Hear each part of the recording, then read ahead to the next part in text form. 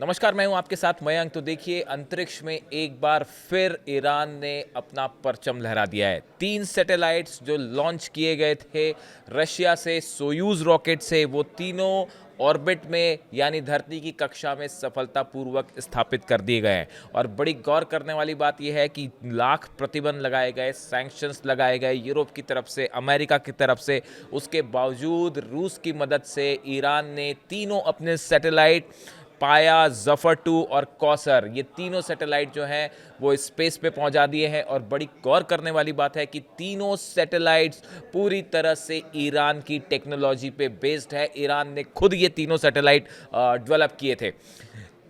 Agriculture, जो natural resources हैं, इसको लेकर ये निगरानी करेंगे।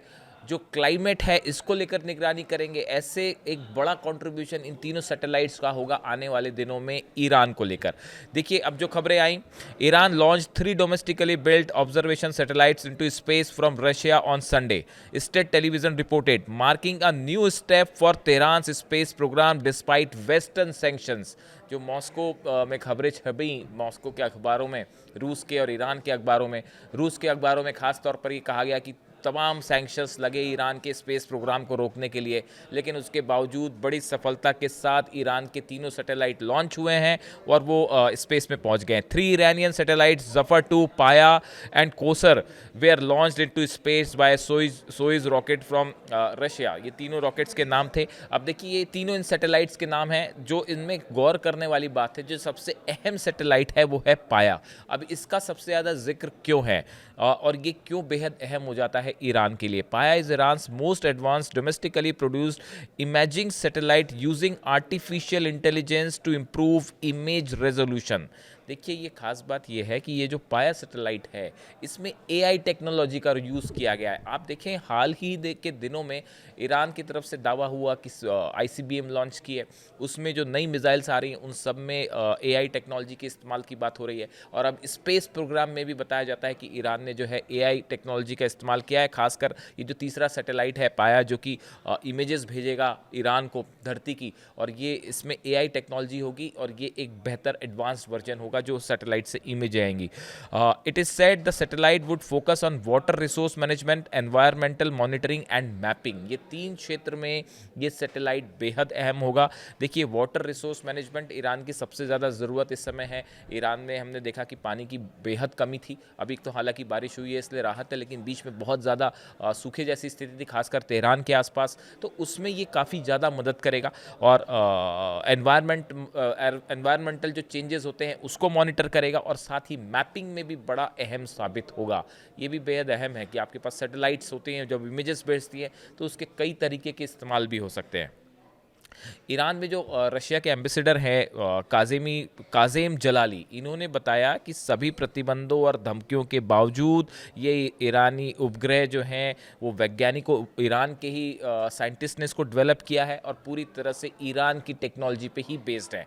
ये रूस में जो ईरान के एम्बेसडर हैं काजेम जलाली, इनकी तरफ से ये बयान आया कि तीनों सैटेलाइट में जो टेक्नोलॉजी का इस्तेमाल किया गया है ये पूरी तरह से ईरान के साइंटिस्ट ने डेवलप किया है। देखिए, जिस तरह से 12 दिन की जंग हुई, उसमें कई सारे साइंटिस्ट ईरान के जो हैं वो शहीद हुए।